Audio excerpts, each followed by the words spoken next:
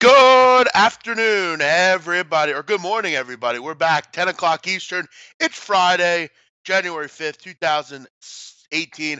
I'm your host, the Big Man on Campus, here for the right side of campus, joined by my co-host, Donnie, right side. Donnie, Friday, wild card weekend coming up. A lot to talk about. How you doing today?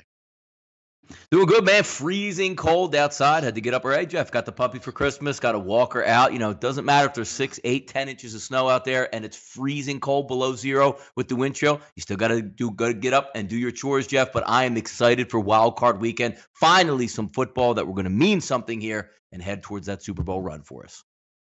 Yeah, that's one of the negative things about having a dog. You got to go out and walk the dog around. Mm-hmm. Yeah, that's a tough one there.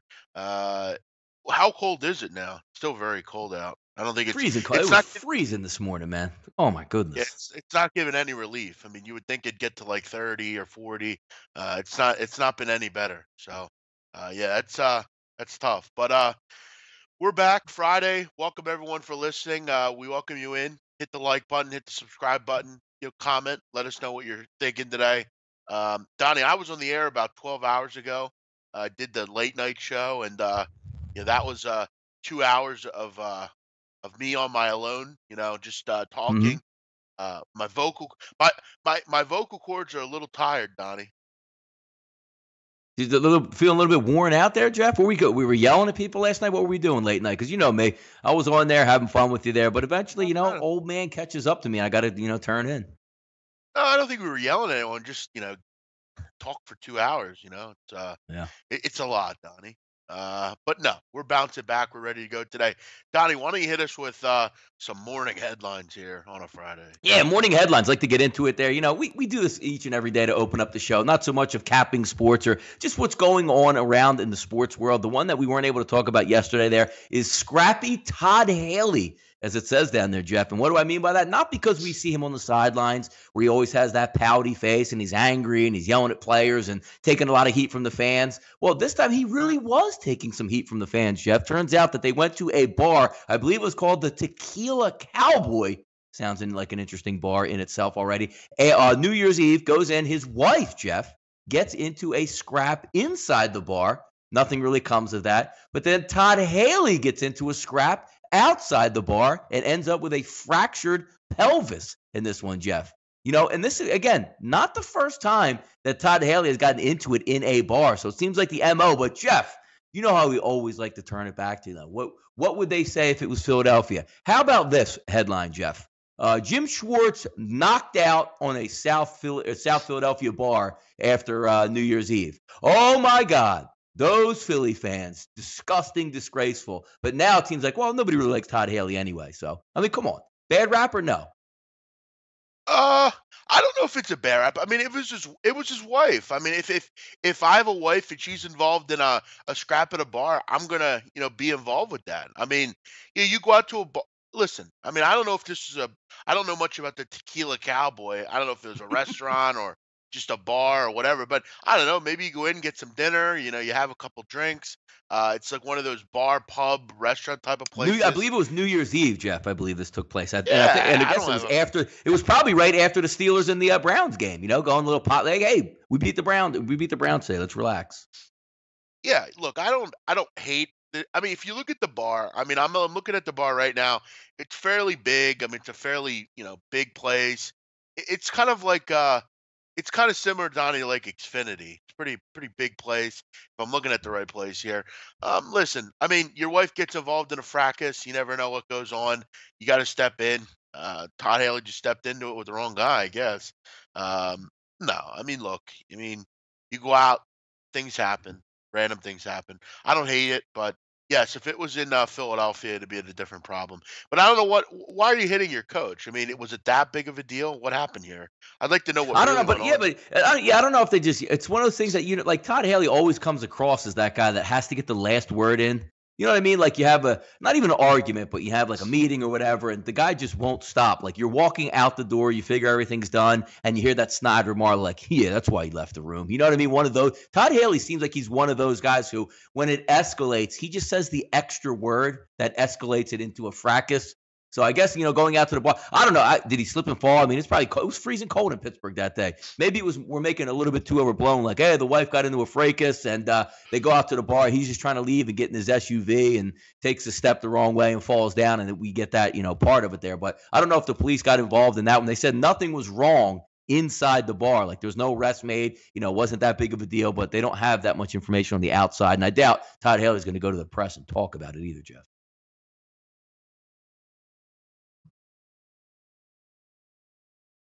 I think we might have lost Jeff there.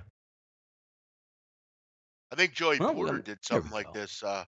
Joey Porter did something like this last year, I believe, if I'm correct. Yeah, I don't know. It might be a Steelers MO there, but I know Todd Haley's gotten into it before, Jeff. But we'll keep moving along here, talking about scrappy Todd Haley. Let's send it over to a feel-good thing. And, Jeff, with feel-good, it's cold. It's the Northeast. We like food in the Northeast. And how do you repay a good deed, Jeff? No better way to repay it than bring somebody some food. Hey, man, thanks for shoveling my driveway. Yo, let me buy you a pizza. Let me buy you a couple beers. Let me take you out for something to eat, man. Well, let's reciprocate here in football terms, Jeff. 4th and 12, Andy Dalton throws the completion. Boyd goes all the way down the field. Case in point in this one, Jeff, the Buffalo Bills make the playoffs thanks to the Cincinnati Bengals. How do you repay somebody for that gratitude, Jeff? You're from Buffalo. What do? You send the wings to Cincinnati. A great gesture here by the Buffalo Bills for basically saying, thanks. We are known for our wings. Let's send you 1,440 wings. It was like 6 or 8 gallons of blue cheese, celery, carrots, whatever they wanted as a thing of good gesture there sent over to the Bengals, Jeff. I would eat it if they sent it over to me. Yeah, I mean, you figure it out. How many players are on a football team, Donnie? I mean, total. What is 60 or so, I would think? It's like 50 or 60. Yeah. What do you have, the 53 practice? Yeah, probably like 60, 65 people, counting the people in IR, sure. Mm-hmm. Okay, so let's figure out, 55 active-ish players. Let's do 1,400 divided by 65. Each person's going to get 22 wings. I mean, that's pretty nice. Yeah. At least, hey, you're not going to make the playoffs, but hey, you helped us. And you get a little going out party here. You have a little wing party. Jeff, yeah, but odds on this, though, Jeff. Yep, odds on this, though, Jeff. Everybody's supposed to get these wings. Odds that the Brown family is so cheap, Jeff, that they get the 1,440 wings and try to sell them to their fan base, or maybe just have like, hey, all you can eat, $10 for these wings to try to make a buck off of that, Jeff. How about that? Yeah, it's a good idea. I mean, it's a nice gesture, and it's you can have a little pizza party, something like that. Like you did at the end of the year in school. We would always have, if we were good at the end of the year, we'd have like some kind of party. Yeah, a nice little idea here. They didn't, it's kind of, generous. It's, hey, you don't usually see stories like this. Buffalo really, knocking up this whole "we made the playoffs" thing. Pretty proud of us. Now we're going to send, we're going to be nice and send the team that knocked out the team a gift. All right, you made the playoffs. Move on. I mean, it's a nice gesture and everything, but move on. All right, let's play the game. Bills fans excited trying to get down there to Jacksonville. Also, Jeff, I think we're talking about food and football and stuff. Did you see the Jacksonville Jaguars, what they're doing food wise this weekend down for the wild card game, Jeff? I did see that, the blue buns and stuff. Yeah, I did. Yeah, I'm not sure.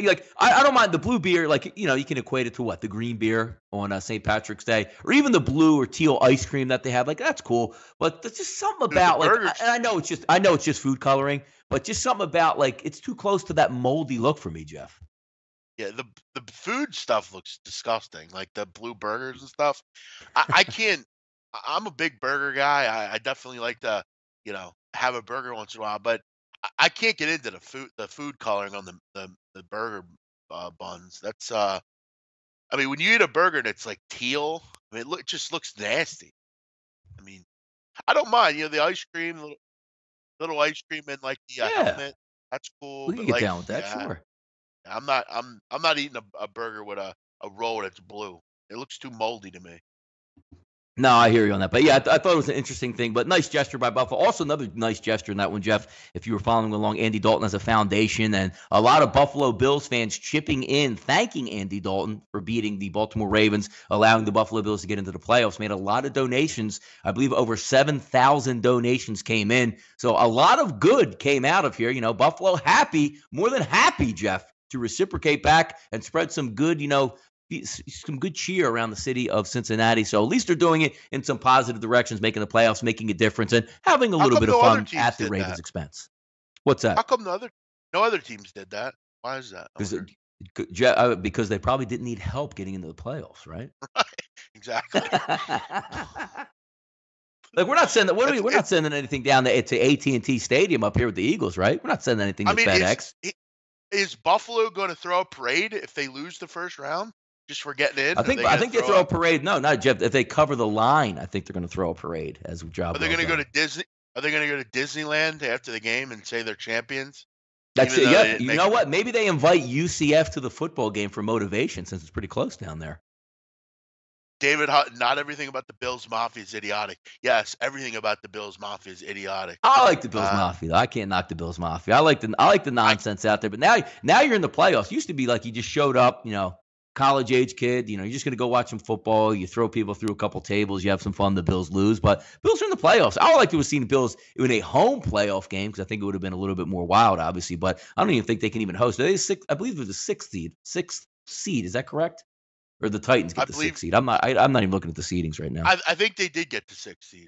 Yeah, so they can't have a home game no matter what happens there. But yeah, we'll see what happens this weekend down in Jacksonville. Should be some fun, but we'll keep it moving. Jeff, crying Paul Pierce. We're going to take a little NBA shot here. You know me, Jeff. I'm always one of the first guys to put on the haters ball hat, and I'm going to put it on again here for Paul Pierce. I know they love him in Boston. I know he was a great player for Boston. I know he's going to Hall of Fame player overall in the NBA, college, whatever. Fantastic career. But are we getting to being a little bit petty here, Jeff? February 11th, Paul Pierce set to have his number rise into the rafters with all those great Celtic players. Everybody's going to know it's Paul Pierce night. Now, Boston sells out, Jeff, right? In most of these environments, just about every game because it's a basketball city. So Paul Pierce probably goes with the Boston Celtics and picks a night that he wants to retire his jersey. So he says, you know what? I think I want to retire the night that the Cleveland Cavaliers come to town. So it's a big game, and this might make it even bigger. Now, it just so happens that Isaiah Thomas went back to Boston in the previous game, but didn't play. So he didn't really get his welcome up there and thank you, and I'm going to take the court and score points. So now it turns out, obviously, that they held back the videos and the thank you, Isaiah Thomas, for the next time they come to town, Jeff, which will be February 11th, the night they retire Paul Pierce's jersey. So they go to Paul Pierce right away, and he has a problem with it, Jeff, saying, I don't want any Isaiah Thomas videos on my night when they return to the Garden. Petty or not, Jeff? No, he has every right to do this. He won them championships. He scored 20 points a game, scored over 26,000 points. No, look, Isaiah Thomas is he's no. Paul Pierce is a Hall of Famer. Okay, he comes first. There's 364 other days. Well, not I guess in the basketball season, but there's 82 other games he can pick. Why does he have to have the game when they go to, you know, wh- this is Pierce's night. He picked it first. He's the legend there. What's the issue here? Why do you have an issue with this? No, but why does Paul, you're going to run like a 30-second video saying, thank you, Isaiah Thomas, during a meaningless timeout in the first quarter? Is it that? They're not going to run Isaiah Thomas highlights the entire. They're not going to bring Isaiah Thomas out to introduce Paul Pierce while his jersey goes in the Raptors. All they're going to do is say, hey, he's back. Let me just cheer for him a little bit, and then we'll move on. We'll boo the hell out of him the rest of the game. Is it that petty? He can't have one 30-second video in the first quarter? Yeah, but I mean, why are we remembering him at all? He left. Why are we remembering it?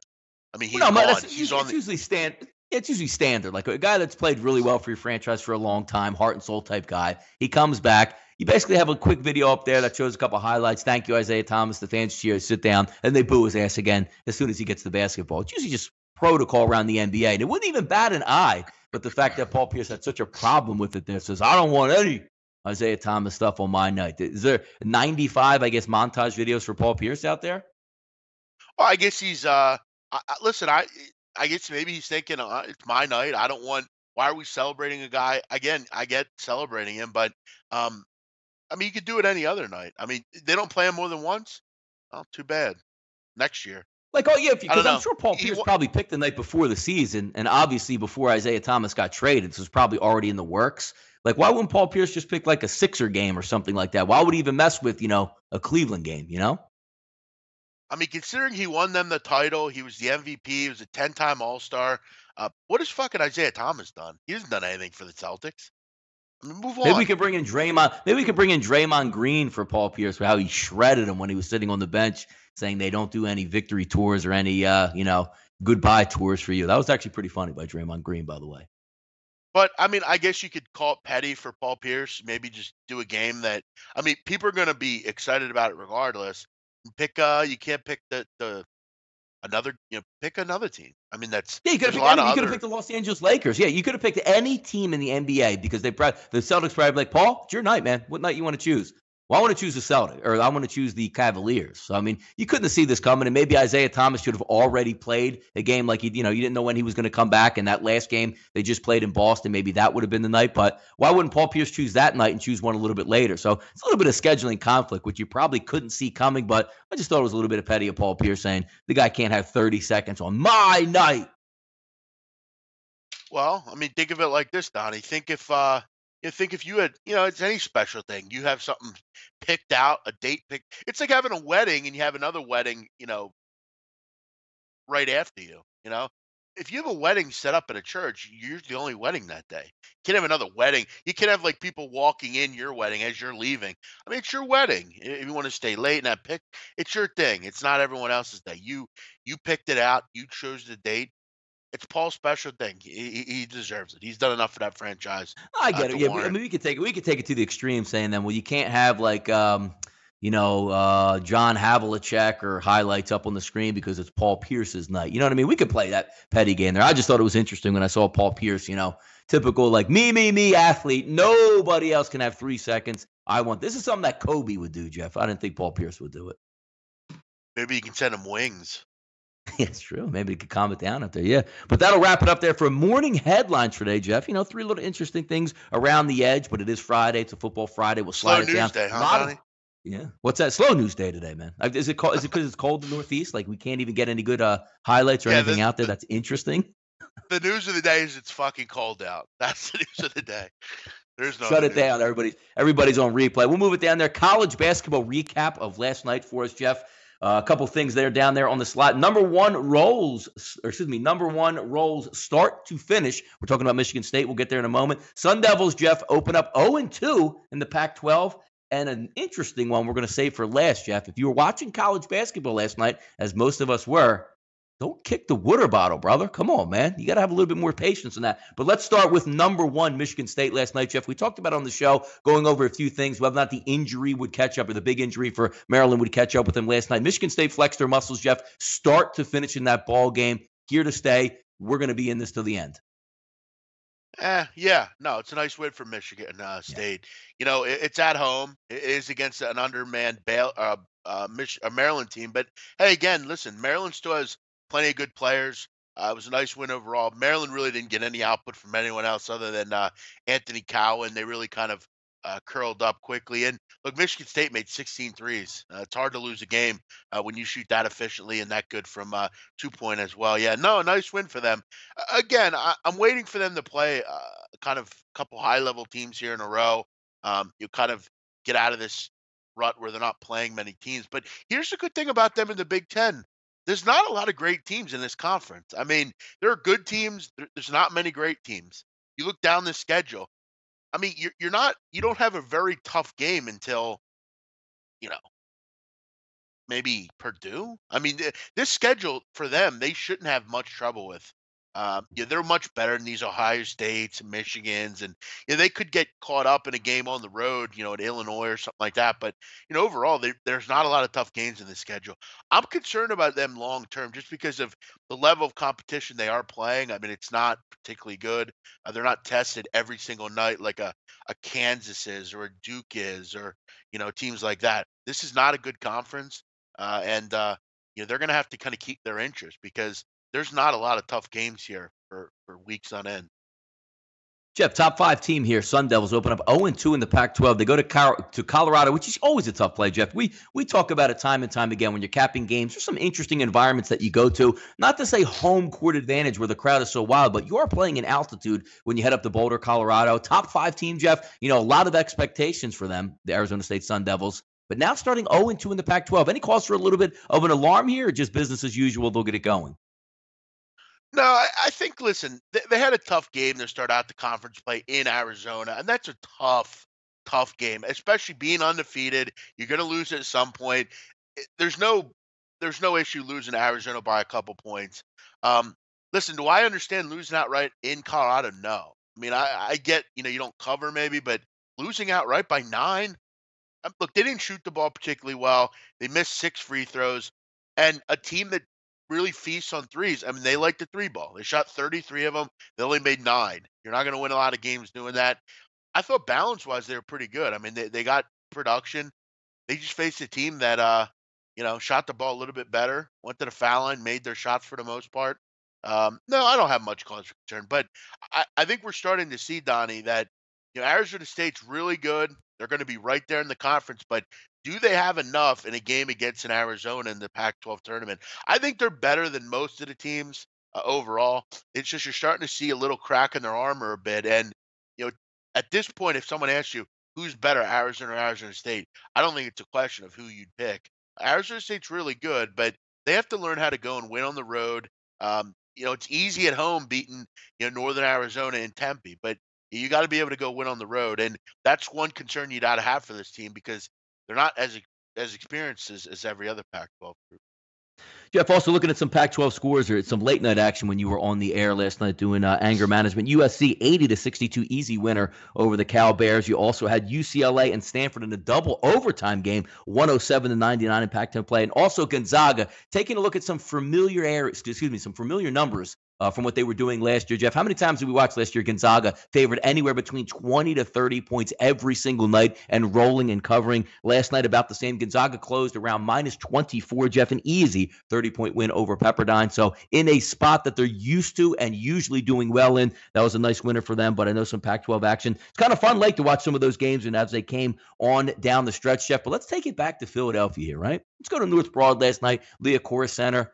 Freezing cold in the city. The bomb cyclone hits. Nobody's out and about. I mean, Temple doesn't draw that great as is, but now you only have a couple hundred people there, and you say, you know what? Let's get warm tonight in the Liacouras Center, Jeff. We have the lead. We have the lead for most of the game. And then all of a sudden, a water bottle flies out on the court when Temple has a small marginal lead late. Technical foul ensues. To make a long story short, Jeff, we've seen this game play out time and time again. A close game down the stretch. Temple comes up on the short end of the stick with a late jumper at the gun, and they go down losing. Come on, Coach Fran. You can't put your team in that spot. No, especially in a game played in the low 50s. I mean, you can't do that. Listen, I've made my bones about Fran. I mean, I'm getting sick of him, frankly. I'm sick of the same old blown lead crap, all that kind of stuff. I mean, Temple's, up 48-41 with 6:57 to go. It's a low scoring game as is. I mean, you even look at, late in the game. I mean, that really at that point, I mean, they had control of the game. You know, they hadn't done anything, Cincinnati, really. They played great defense, Temple, really just did everything to win. And then, as always, you saw it against Houston. They were leading in the whole first half. They had the lead at half. They looked real good. They're up, I think, 8 at half against Houston. Quick for a second half, they come out, it's the same old stuff with Temple. Blown leads, you shoot really well in a couple games, then 4 games straight you can't make anything. It's just the same old stuff, and when the same old stuff keeps happening, sometimes you got to look at the coach. And last night, Fran Dunphy, I mean, to make it up that it was a mistake. It didn't happen. You knocked it over on by accident. I mean, he clearly hit the ball, hit the water bottom and flew off. And at that point, the score's 50-48, Donnie, which Yep. 2:30ish to go.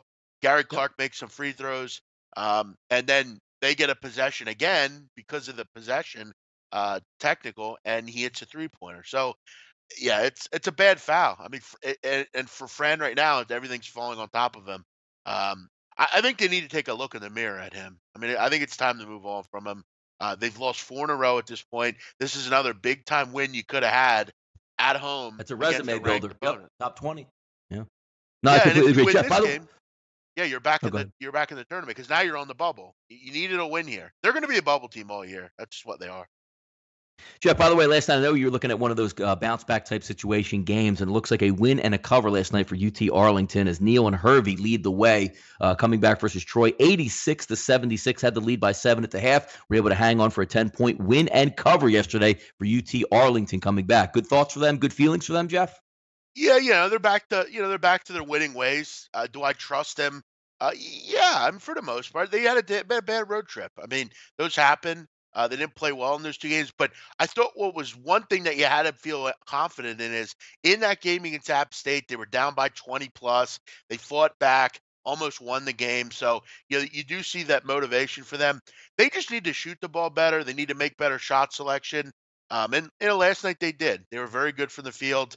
Scored almost 90 points. They'll be good. I mean, Neil and Hervey are very good players. They just need to keep their motivation and not get these down spots on the road. They're a good team to back at home, though, for sure. All right, Jeff, let's slide it down here. We'll keep it with college basketball here. I know a lot of you guys like to see some input and some information coming through. We'll go down to hitting the hardwood, Jeff. 2 games we're going to pick out today. And then I always like to surprise you with a little bit of off-the-radar action. It's Friday night, Jeff. You know what the best part about Friday night college basketball is, Jeff? Most people look at the overall schedule like, it stinks. But us college basketball junkies love the Friday night slate because it brings in some of those teams that you don't get to pay attention to or don't get the spotlight. Friday night, they'll hit that. Let's get into 2 of these teams, Jeff. 8:33, 8:34 on the rotation, 9 p.m. Eastern at tip-off here. Northern Kentucky versus Oakland, Jeff. 72% of the early tickets are going to back Oakland here in this spot. And interesting stuff here. Pinnacle and Chris, Jeff, both opened a -1 for Northern Kentucky. That's completely flipped over to a -2 for Oakland in the situation. Opening lines on the totals, 159. Not much movement on there, Jeff. But do you agree with the line flip here going from Northern Kentucky, a small favorite, over to Oakland as the -2 favorite now? Yeah, I was actually curious at this one when it came out. I didn't really understand why they were listed as a favorite.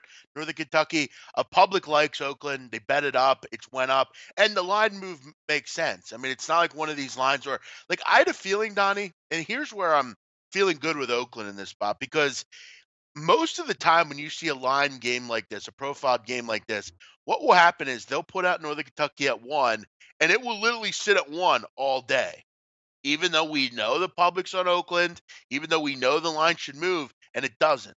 This makes, if you like Oakland, it makes you feel better because the line's moving the correct way. It's moved significantly. Is there a lot of public action on Oakland? Yes. But here's the thing. A lot of public favorites win in college basketball. And if you're going to take a public favorite at home, it's probably a good bet to take Oakland at home on a Friday night. Oakland is a fantastic scoring team.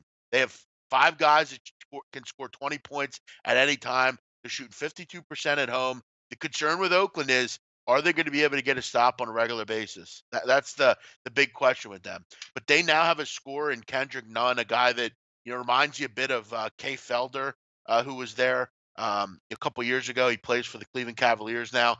He can drop 30 on you a night. He gives them that scoring option that they need to be that star kid at the end of a game.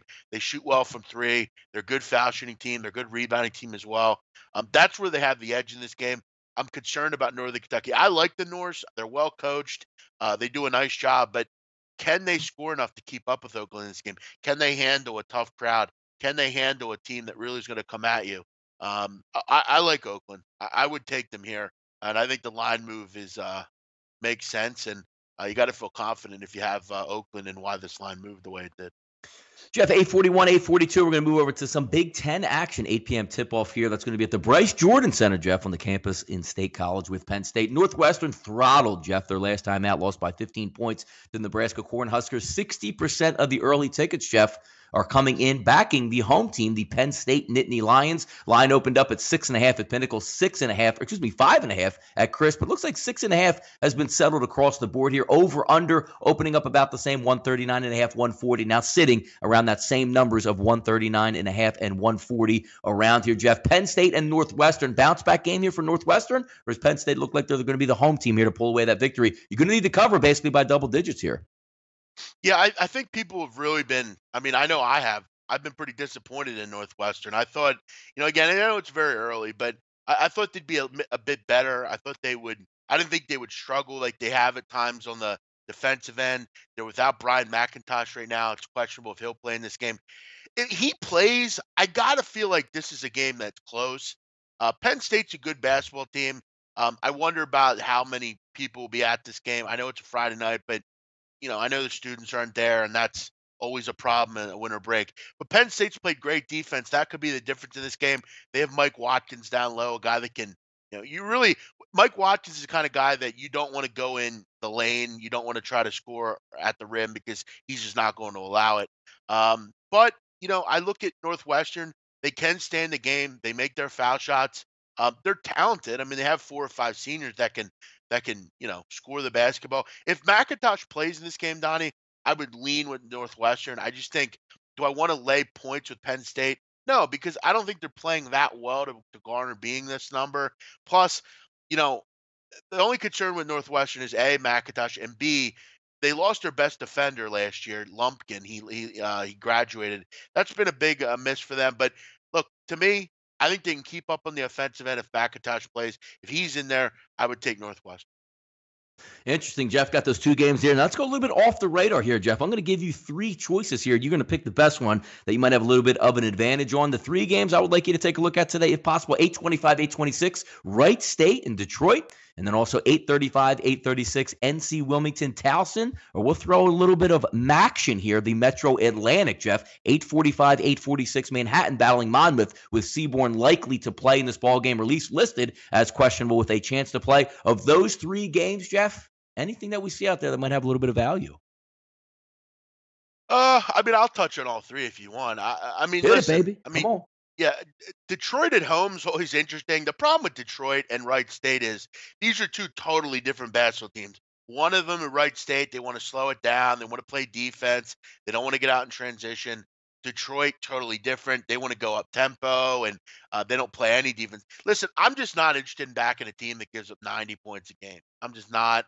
They've had some weird coaching issues this year with their coach, but Detroit's always a team that you have some interest in just because they are a good scoring team.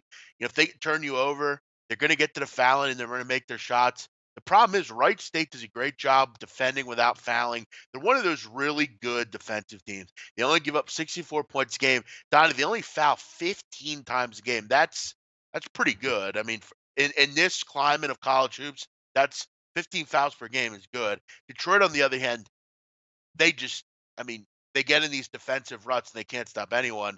They're fouling almost 23 times a game. If Wright State can make their free throws, I would feel confident in taking them. But this is not a game that I'm in love with.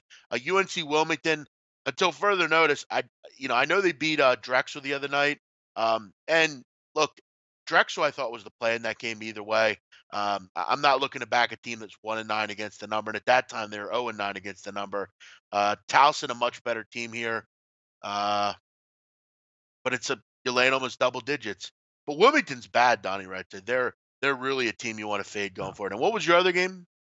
It was a Monmouth game, Jeff. Monmouth, just looking overall at their schedule, having 6 straight games on the road, a lot of close losses in there, finally getting home to play a decent Manhattan ball club and favored by 5. The wins haven't been coming for Monmouth, but when you lose to Kentucky, Princeton, Connecticut, not the worst type of losses that you can have for a Metro Atlantic team. Now you're coming home to play Manhattan. Is there any advantages that you have? Because they're still favored by 5.5 points at this point. And that's the thing. I mean, they're going to schedule tough. King Rice does a nice job of challenging that team. But the problem with them is defensively they haven't been good. And you look at that win loss. I mean, they're 4-10, 2-7 straight up. Manhattan's a team. They're well coached as well. I don't have a huge feeling this team. Seaborn back. Neither team shoots free throws particularly well. It's going to be all about that dreaded who can run their offensive defense, because Mom is kind of quick. They like to go up and down and score, play little defense. Manhattan's the other way around. They want to slow you down and kind of wear you to sleep. I don't know. It's a tough one. I don't have a big feel. I'm not a huge MAAC guy, Donnie, but I know you like it. Mom is challenging themselves, and I think that will pay dividends later in the year. But I mean, they're 4-10, Donnie. They're going to have to win this conference to get to the tournament, which is going to be tough. No, absolutely. NFL coming up next, Donnie. We move the little arrow down. It's Football Friday, Wildcard Weekend. Donnie, why don't you just give us some updates? You've been giving us updates all week on what's going on right now in the National football league. I got to tell you, I can't be more sick of talking about the NFL and these 4 games. I feel like we've talked about them 8,000 times. Why don't you give us, though, a Friday update after Yeah. practice yesterday? We found out that the New England Patriots are the only team that can go out and practice in the cold and snow, even though they didn't go out and practice in the cold and snow. Yeah. We're going to try to make it look like they did because they're New England and they do Yeah, that kind read. of Yeah, thing. it's always nice when you don't read the bottom line. Like, God, Belichick has been practicing outside in the blizzard. If you read the fine print, they basically got changed in their locker room and walked to their practice facility, which is Right. indoors. It changes the Right. narrative, Jeff, just a little bit on that. It's so pathetic. I mean, we know they're the only team that can do that, even though it's just them walking from one facility to another. Uh, just pathetic journalism, really.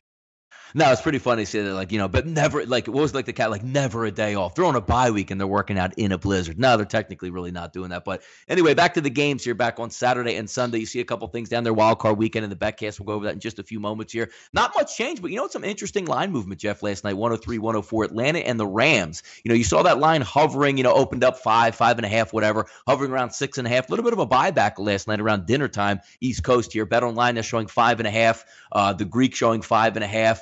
Pinnacle 5.5 as well. So a little bit of line movement buying back the Atlanta Falcons here. And I can't help but notice in that one, Jeff, because a lot of people are focusing on just a short card. 2 games Saturday, 2 games Sunday. As soon as they hear, Devontae Freeman might not play, from Devontae Freeman now he's practicing, that's probably going to whip that in there, that one maybe half point or point that's coming back. Because at least Devontae Freeman's going to be in the football game. He's not going to be, hamstrung there. But I don't think Vegas was setting a line when the week started because most people didn't even know Devontae Freeman banged up his knee in that football game versus the clinching game. Was it 22-10, I guess, that they won the previous week. So coming back into this game, he's going to be playing. But again, running backs don't matter in the NFL. Doesn't matter if they have a practice squad guy. Same thing as Devontae Freeman, a Pro Bowl, all-pro player from what I'm being told. But that's an interesting one there, Jeff. Also in the Tennessee-Kansas City game, not a lot of movement there. 8.5 still sitting across the board. Pinnacle still sitting at 8, and that one over under 44 to 44.5. Only a few spots there, Jeff, with 44.5. Going to be a cold weather football game. And again, Jeff, when you watch Tennessee,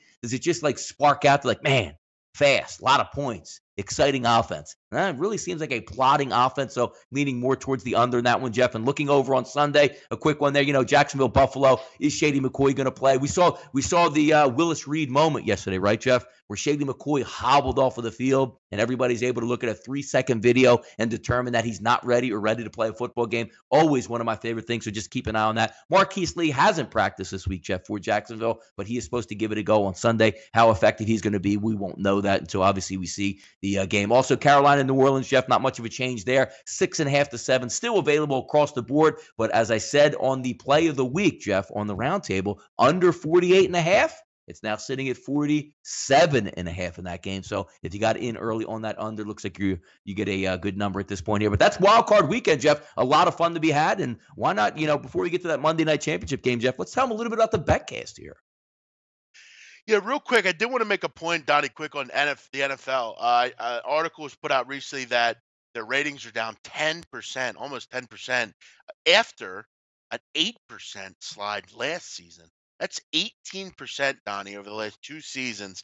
Nearly 20% of your viewers you've lost over the last 2 years. Is that a concern to you at all? For what, NFL? Yeah. I don't know. I mean, it's hard because to I know the common. Yeah. But I know the common theme is everyone loves the NFL and it's not going anywhere. It's left a lot of people's televisions, including mine, throughout the last 2 years, Donnie. I mean, 20% is a lot of people, especially when there's other things going on. What's the concerns here going forward? Do you have a concern? Well, I mean, I don't know if it's, people taking a knee or doing whatever they're doing, but I mean, there is a lot of attrition there because a lot of people aren't watching the same TV and there's a billion channels on and not everybody loves football. I mean, even taking it back to the 80s and the 90s, like, oh my God, do you believe I got like 50 channels, man? This is amazing. You got like 1,000 channels now where, again, it just gets back to not everybody likes football. If you give somebody a reason, if it's a Thursday night, where you usually would be watching football and you see some slapstick game, which they usually run out on Thursday night, I'm a football fan, Jeff. I love the NFL.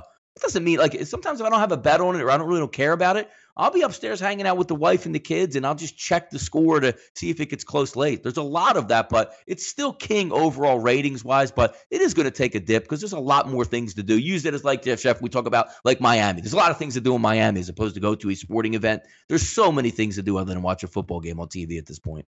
Now, keep in mind, there is, I think, a reason for the numbers drop per se. We could make the point that you mentioned Thursday night. There's little, the games are poor.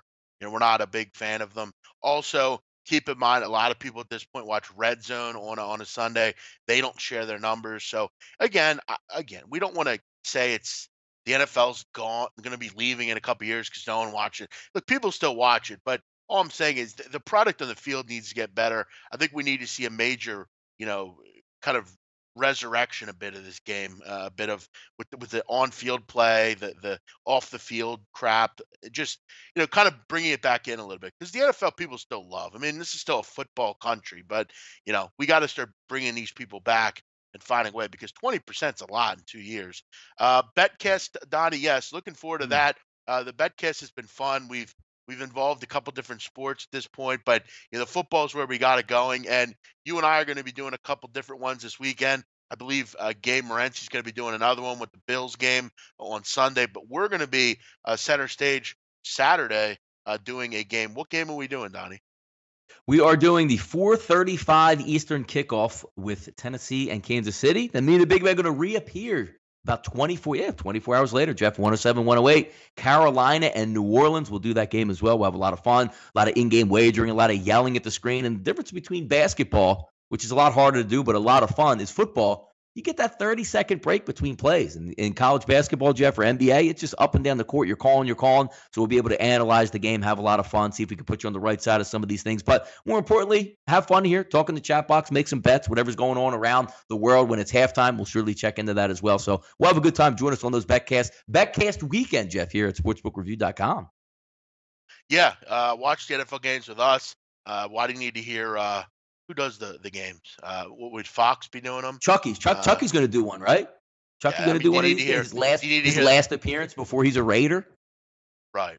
Do we really need to hear him 8,000 times? Donnie, just had a quick little thing here I wanted to do with you. We still have some time. Got about 20 minutes here. Just had some questions for you on some of these coaches, some of these teams. Do you have an issue with? I know yesterday on the radio they were making a big problem and on TV around here they're making an issue with. And I agree. I'm not a big fan of like a coach going out in an interview while your team's in the playoffs. I mean, do you think it throws off? Because I got to say, I feel like it would. I mean, it throws off, kind of, why is the coach leaving? Why is he considering leaving? It just kind of, I feel like throws a wrench into things. What are your thoughts on that? Yeah, you have to, though. I mean, that's a union decision by like the coaches and what the NFL does, because when you really think about it, Jeff, it's kind of unfair if your team makes the playoffs, because if you said, you know what, nobody can interview, who would end up getting a job? Because the better coaches typically are on the better teams who are in the playoffs. You have to give them a chance to go interview, because they wouldn't be, if the Patriots would never, ever have anybody interview because they'd always be in the Super Bowl, win the Super Bowl. And every team likes to have their front office in place, coaching staff, within like 2 to 3 weeks after the season's over. It's a necessary evil. If I'm the Philadelphia Eagles where you're trying to get 7 coaches to interview, yeah, it is kind of a headache there. But I mean, they do it quick. It's sometimes a phone interview or run them up to New York City if you're going to interview for the Giants real quick, something like that. It's a necessary evil, because if not, no coaches would ever get jobs. They wouldn't even get a chance to interview for the job. Rashawn Brown, you guys can't love the game. You just love the bet. If you love the sport, I love the game. I love football. I've made it clear I don't love football, actually. So you're right. A lot of the time I do just bet it, and that's all I care about. I would not sit and watch an NFL game just to watch it, other than the Eagles. If you said to me, hey, the Rams are playing the Chiefs, I could care less. I have no real interest in that. College football, that's a little different story. But no, I don't love the game like Donnie does. I've made that clear. I'd much rather watch soccer over the NFL. How far would it be down if there's no sports betting or fantasy? That's a good point. Great Way point. Down. What crashed through the floor. Yes, crashed through the floor. Do you remember a couple, like when growing up, Jeff, when fantasy football first started to get big, the one interesting thing that the NFL came to that crossroads, Jeff, which we talked about before, was fantasy football. They want you believe now. Here's how somebody in the NFL, like we always say, how stupid the NFL is sometimes on the things they do.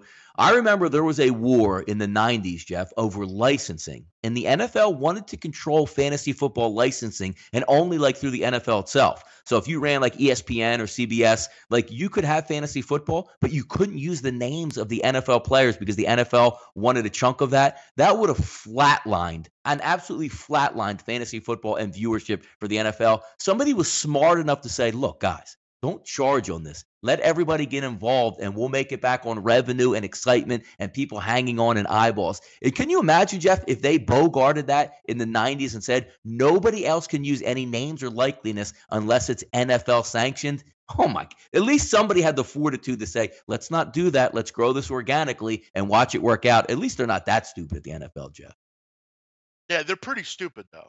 So you're right. At least you're Can not. you imagine that? Like hey Jeff, let's get a fantasy league together. Who are you going to take? Well, it's wide receiver 1 from Atlanta. Yes, wide receiver 1, baby. Yep, yeah. Fantastic. Yeah, that's so fun. I'd have so much fun with that. Yeah, at least that's a good point. So we're giving them credit for doing that ridiculous stuff at least. So again, hey, thanks NFL for doing that. Donnie, but they don't want they don't want legalized gambling because it would hurt the sport all of a sudden. Yeah, go ahead, Jeff. Go ahead. The legalized. No, the 2000s TV moment of the day. Donnie is here. Yes. We started this. I moved it up for you, Jeff, so we could spend some time on it. Yes, go ahead. Yeah, we've had some fun with this, and I actually have a really good one today. As far as we reliving our favorite memories from shows like The Sopranos, and we'll get to The Wire at some point. But we're reliving The Sopranos, and Donnie, we had a good one yesterday with Johnny Cakes in season 6. And if you don't know, listen, I'm going to go on my soapbox for a minute here. I don't know how many times I have to tell you people, if you're bored, it's cold, you don't want to watch football, you got a night or two where you decide, you know what am I going to watch? Do yourself a favor, go download the HBO app and watch The Sopranos. It's the greatest series ever made, and you will thoroughly enjoy it. But Donnie, we go back to season 1. We go back to March 7th, 1999. 18 years ago already. I remember, Donnie, and this is an amazing moment in the show. I exactly remember this episode. I remember sitting outside. Now, my parents' room, basically, they would shut the door slightly just because, they were going to sleep, and we were all in our rooms, and I was a kid. I mean, in 1999, I was 10 years old, I think. And I remember they would watch The Sopranos every Sunday night, never missed an episode. And I remember I would watch it and I would see it on and I wanted to watch it, but they wouldn't let me watch it. I was a kid, they would, plus it was on at night and I was asleep generally. But I remember this exact episode. I remember sitting outside of the room. They didn't know I was watching and I'm sitting there. I can't hardly even see the TV, but I loved the show and I love it till this day. This episode, I always remember Boca. Do you remember this episode, Donnie, if I say the word Boca? Do you remember this? Refresh it for me, Jeff. Refresh it for me. Okay. Basically, this was the episode where Meadow was on the soccer team and the coach was having some ongoing relationship with one of the players. And Tony basically had to decide, should he deal with him on his own? Because they loved the coach. He was like this really good soccer coach, and they didn't want him to leave. And then it was also about Donnie. The best part of the show in this episode was Junior took his girlfriend to Boca Raton, and we found out that Junior enjoyed eating pussy. And he basically said to her, don't tell anyone, this would ruin my reputation, blah, blah, blah, blah. The problem was this woman, Bobby Sanfilippo, was a gossiper. She would go to the nail salon and start talking about it. So Carmela gets wind of this. And they're sitting at the dinner table, and Junior's all happy, and Tony goes, Uncle Junior, how was Boca? He goes, oh, it was great. It was great. And Carmela makes a comment of like, she kind of knew in a way about all this. And Junior was so concerned that his reputation will be lost because of eating pussy. And the woman asked him, why would your reputation be gone? What's the big problem with oral sex? And Junior goes, they think if you suck pussy, you'll suck anything. And Junior makes this just continued point that it's a sure sign that you're gay if you do that. Basically, he's basically saying that if a woman can get you to do that kind of thing, what else could she make you do? And she can kind of Yeah. roll over you, and you're kind of soft in a way, which in Jeff, an old how school about kind the of way. yeah. Go ahead, yeah. No, one of the ones I used to always get a kick out of, Jeff, is like the coach who's like, nobody wants him to leave here, and you sort of get leaned on a little bit. Paul, it always has to do with Paulie. Paulie brings the TV over and just basically, one of us He take it. he brings the TV over and puts it in the driveway, and the guy walks out and goes, "I will not be shaken down." To and he walks at the paw and he goes, something like, "I will not be shaken down, Guido," or something like that. And Paulie just looks at him and goes, "My name is Clarence." And it just like he just tries to make it that he's not a mob guy. But Donnie, the best part of the episode is when Tony finds out that Junior's in the muff, and then he goes, Yeah. "Oh, did I say muff? I meant rough." And then they're sitting there golfing, and Tony starts singing. He goes, "South of the border, where the tuna fish play," and he's like singing the song and Junior's like he foams at the mouth. He's and then he eventually finds out this Bobby woman um starts talking, and he goes into the room, and she broke his heart. But yeah, remember they stole his dog, Donnie the coach? They like rescued the Yeah, and dog, brought it, gave it and back to him. Yeah. he goes, "I think you have a dog. I think we have your dog." And he goes, "My dog? He's laying next to the bed." And Christopher goes, "Was that your dog?" And it was the dog. Great episode, really good episode. Season Yeah. 1, episode 9, was about Junior and his love for eating pussy. Supposedly he was Jeff, by very the way, good. quick trivia for season 1, and it happens, I believe, in the first episode. What does Christopher anticipate the damage being on his Lexus to be, the dollar amount, Jeff? His Lexus in the They first drive the episode. Lexus. They're looking to run somebody. They're running somebody down, and Tony smashes the Lexus a little bit Oh, up. right. And Chris, Yeah, yeah. do you remember the dollar amount that he Uh, anticipated? it's a great question. I can't say I remember the exact dollar amount, but Christopher, get over here. And he's picking up the Lexus. That's going to be about $3,000. oh yeah, because they hit the guy in like the office park or whatever. Yeah, yeah. I want my remember that. money. Yeah. I want my money. Yeah, yeah. Yep. Yeah, no, that was a good one. There's, Yep. I mean, every episode is just beautiful, man. I mean, it's great. Johnny Fiorenza's in here, Donnie. He called into the show last night. We had a couple of Ooh. listeners call in. Yes. We welcome him in here. Yeah, Mark BW, Junior's in the muff. I mean, rough. Love that shit. Good call, big man. Yeah, that was a great episode, man. But Donnie, we end this on the chat box. We'll take 5 minutes or so, answer any Yeah. questions people have. We're kind of wrapping up a little early here today. If you guys have any questions, whatever you want to ask, feel free to throw those in here as we head into another weekend here. Donnie, I'll be on a little bit later, about 3 o'clock Eastern, with some soccer people. We'll do some good soccer talk here about 3 o'clock. So look out for that if you're interested. We'll talk FA Cup. FA Cup is the competition in England that all the teams play for. It's not the Premier League. It's a little different. We'll talk about that. So yeah, can we have Blue Mountain State? I've never seen that show. I can't comment too much on it. Yeah. Lawrence Sturchio, I really fucked up today. I forgot to order heating oil. Oh no, that's not. Oh, goodness. That's always a tough one.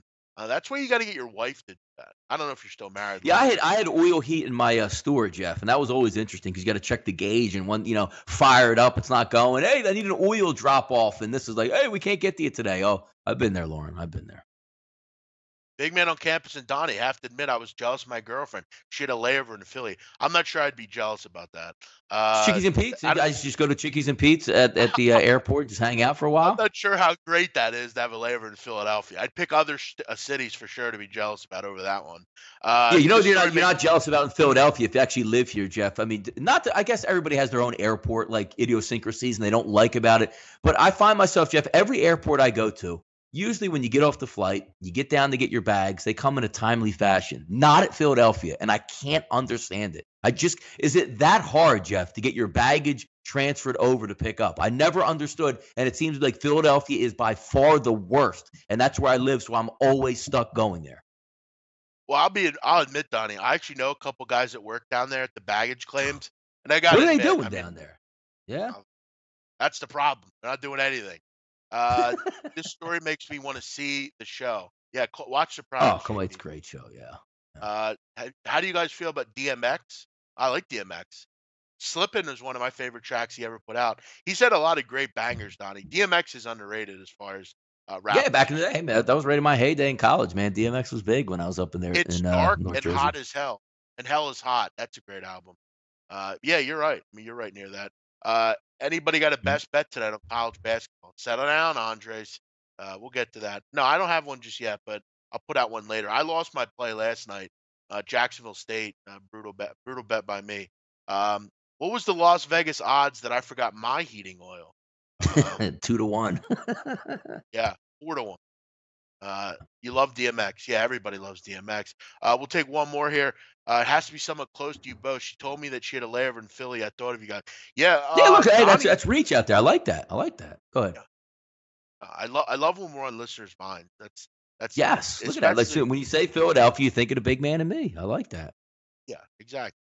Do I ever do golf betting? No, I don't. Golf's another one of those sports that I'm not I into. guess if you have a niche, you can do that. The one thing that and again, no sport is easy to cap. Otherwise, everybody would just beat it, and there would be no Las Vegas. The one sport I actually liked growing up, and I don't pay that much attention to anymore, is the NHL. It seems to me if you were capping NHL, Jeff, would that be one of the easier sports to cap because they're lower scoring? And I don't know. It just see like I Not don't cap. anymore. I don't even look at it. Not anymore. It seems like every Because you're game not in the really dealing with NHL a is like point 60. spread. You know what I mean? Like there's no point spread. You just got to It's pick. like Like I baseball. guess you could equate it to baseball. I guess. Yeah, I guess. Yeah. That's what it Yeah. is. You're totally right. All right, Donnie. Other than that, we'll wrap it up here today. Get off a little early here. I hope everyone has a great Friday, uh, day and evening here. We'll be back tomorrow with the Betcast. I'll be on in the morning. Donnie, we'll have to figure it out. Ian Cameron won't be on with me tomorrow, so I might just do one of those solo shows where I just Mhm. take questions on every game in college basketball. So that I'm sure that'll be fun. So tune in for Rapid that as fire. well. Yes, rapid fire. Good point. Everyone have a great night. Thanks to Wanma for producing the show today. Thanks to all the listeners for your great camaraderie here. Everyone have a great night. We'll see you Monday here on the right side of campus. Bye bye.